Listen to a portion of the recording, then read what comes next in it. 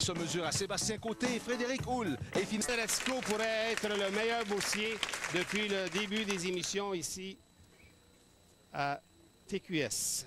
Donc, ça va être surveillé pour les prochaines semaines dans le cas de Daniel. Mais le plus important pour lui aujourd'hui, c'est son match qu'il a présentement à exécuter face à Sébastien Côté qu'on voit présentement sur la ligne numéro 4, ainsi que Frédéric qui a débuté son match. Frédéric Houle avec un abat sur la ligne numéro 5. Oh, Sébastien qui débute avec un excellent lancer.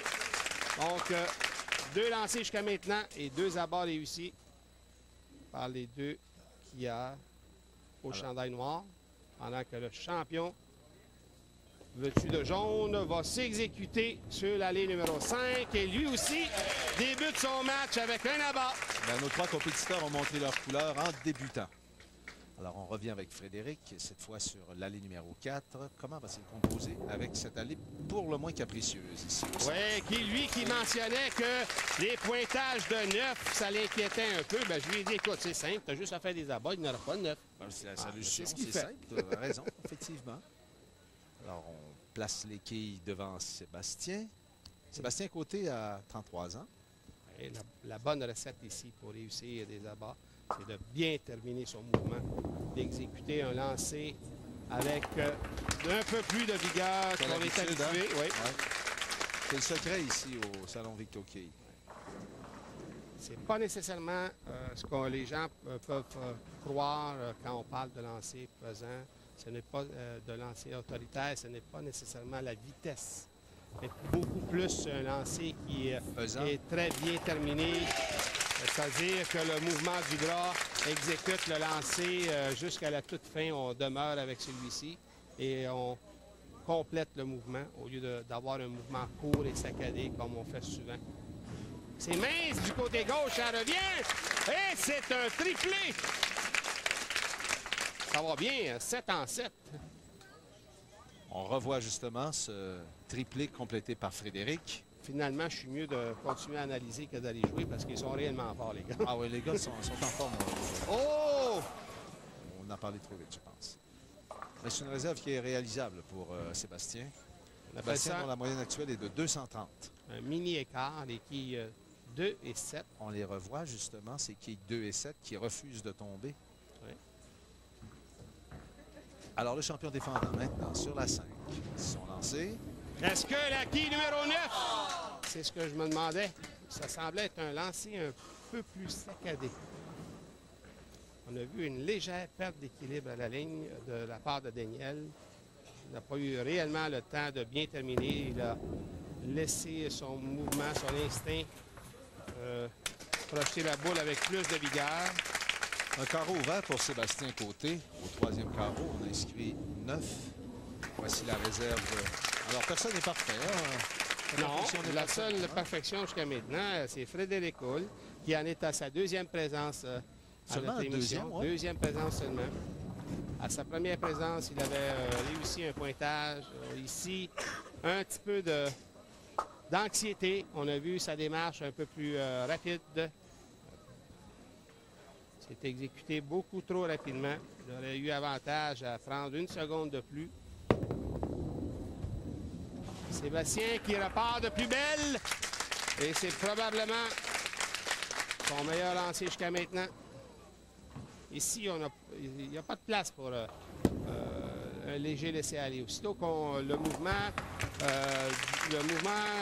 est un peu n'est pas exactement ce qu'on désire faire, bien, à ce moment-là, on paye le prix immédiatement. Qui va demeurer debout, on va être un peu trop haut, un peu trop mince. Alors, est-ce qu'on va repartir en abat du côté de Daniel Racicot? On le voit bien, Daniel Racicot. Le rituel est toujours le même. Jamais trop long, jamais trop court. C'est toujours sensiblement le même temps qu'il va prendre. Ici, 2e lancé. La quille numéro 9 est resté debout sur la ligne numéro 4. Il a apporté un ajustement par rapport à son dernier lancer qu'il a exécuté au 3e carreau. Et l'ajustement était trop. Son lancer était peut-être un peu trop lent. Pendant ce temps, Frédéric Houle nous présente un pointage de 19 sur sa réserve. Pendant que la quille numéro 9 va sûrement réapparaître sur la ligne numéro 4 pour que notre champion, Daniel Racicot, puisse s'exécuter sur celle-ci. La voilà. Elle a été ramenée à la réalité par la main de Dieu. Alors, voilà le lancer de Daniel Racicot. Très bien exécuté. Facile, c'est Ouais. facile. Remarquez, c'est facile à dire pour moi d'ici, là. Mais pour lui, ça semble facile. Ici, avec un autre abat immédiatement, Sébastien pourrait revenir à environ une dizaine de points dans le match. Pratiquement à égalité avec les deux quilleurs. Sur la ligne numéro 4, Sébastien Côté, maintenant. Est-ce que ça revient suffisamment? Oui! Quel bon lancer! La façon dont évolue Sébastien, il faut absolument que le bras termine soit droit vers l'avant pour que la boule demeure à gauche ou légèrement vers l'extérieur pour que la boule revienne coller du côté droit dans le triangle. Si c'est entre les deux, ben, c'est un peu trop haut. Exactement comme vient de le faire Sébastien. Daniel, ici, un peu d'anxiété. Les yeux ont relevé hâtivement. N'a pas frappé le triangle exactement de la façon dont il l'aurait voulu, il l'aurait souhaité.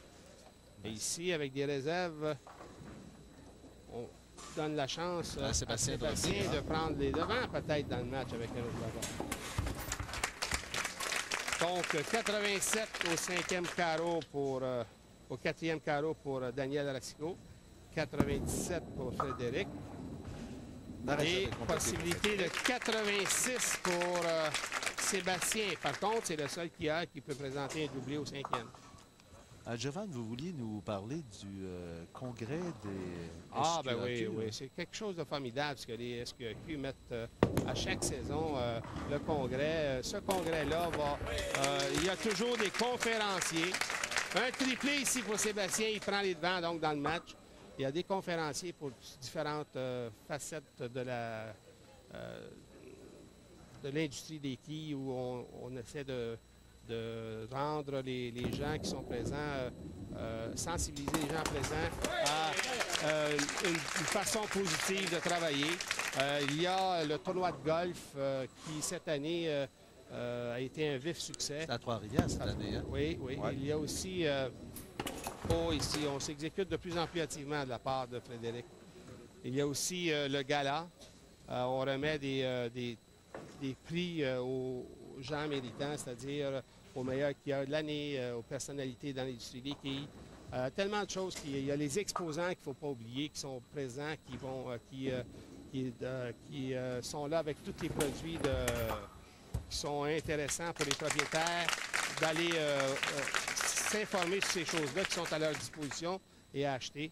Et à chaque saison, ben, les SQAQ innovent. Cette année, toutes les personnes qui étaient présentes au tournoi de golf ont mérité un crayon comme j'ai présentement en main, là, avec le logo des SQAQ dessus. C'est réellement quelque chose de formidable de la part des organisateurs, donc les SQAQ, qu'on félicite parce qu'ils font un travail incroyable et toutes les personnes, tous les salons de quilles qui ne sont pas encore membres de cette association-là, ben, je vous dis sérieusement que vous êtes à côté de la traque. Ce serait le temps d'y penser sérieusement, à adhérer à cette magnifique aventure. Cette magnifique famille. Famille, oui. Ouais. Alors, un doublé pour Daniel Racicot qui le ramène dans le match et il le sait, hein? Regardez sa réaction. Oui! Et le prochain congrès, est-ce qu'on sait où est-ce que ça va se dérouler? Je ne sais pas exactement encore, mais aussitôt qu'on va savoir, on va l'annoncer à tous les gens à la maison pour qu'on va leur donner les dates, ces choses-là, pour que les gens puissent réellement aller rendre visite puis voir qu'est-ce qui se passe d'eux-mêmes. Je pense que le directeur général des SQAQ, Yves Larocque, est autour et pas loin. Peut-être qu'il pourrait nous refiler cette information-là avant la fin de l'émission. Ici, Sébastien Côté, dans le match, est en avant. Lui qui vient d'enligner 5e abat consécutif, un 7e abat en 8 carreaux. Et Daniel Racicot se doit de réussir un autre abat immédiatement pour demeurer 7 points derrière dans le match. Est-ce que la quille 9? OK. La quille 9 est restée debout. On n'a pas le droit de terminer le mouvement très rapidement vers le haut. Il faut aller vers l'avant avant d'aller vers le haut. On a vu Frédéric qui a eu un très bon comportement en début de match. Il était en avant, mais après ça, il semblait ne pas y croire réellement. Il ne se sentait pas tellement confortable dans cette position-là. La pression s'est fait sentir et quelques mauvais lancers. Maintenant, il revient avec un doublé. Pendant ce temps, le champion actuel, Daniel Racicot, nous présente la réserve. La qui 9 réussit sur la ligne numéro 4. Sébastien Côté, regardez, si ça n'avait pas été de son troisième carreau, là, il t'en abat partout. Ouais, 7 en 8. Ici, avec un autre abat, il prend une sérieuse option sur la victoire. Attention, sur la ligne numéro 4. Est-ce que la qui 8 va céder? Oui. Oui! Oui! Oui, tout est lancé ici. On voit réellement l'équilibre de grande qualité à notre émission, semaine après semaine. C'est réellement formidable de voir nos athlètes se comporter sur les allées. La plus belle preuve de ça, c'est qu'il n'y a pas de champion défendant qui reste très, très longtemps. Hein? Non, c'est pas... On se passe le maillot jaune assez rapidement. Ouais, c'est pas une... Personne ne domine. Pas une formule facile. C'est-à-dire qu'il faut battre à chaque semaine, pas seulement un joueur, mais 2 joueurs à chaque fois. Et c'est pas facile. Ce qui nous fait dire que l'exploit réussi la saison dernière par Daniel Racicot. Combien de victoires consécutives, je ne me souviens pas encore, mais c'était 6 ou 7. C'était formidable comme exploit.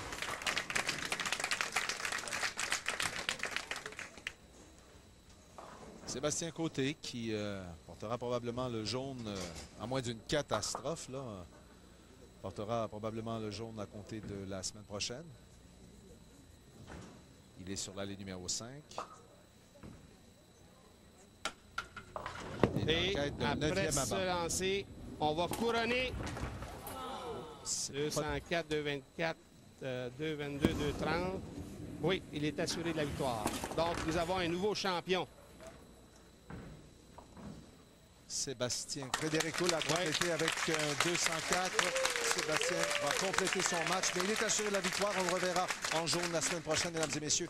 On s'arrête pour une pause publicitaire, mais pas avant d'avoir entendu nos 2 artistes invités aujourd'hui, Christopher Hall.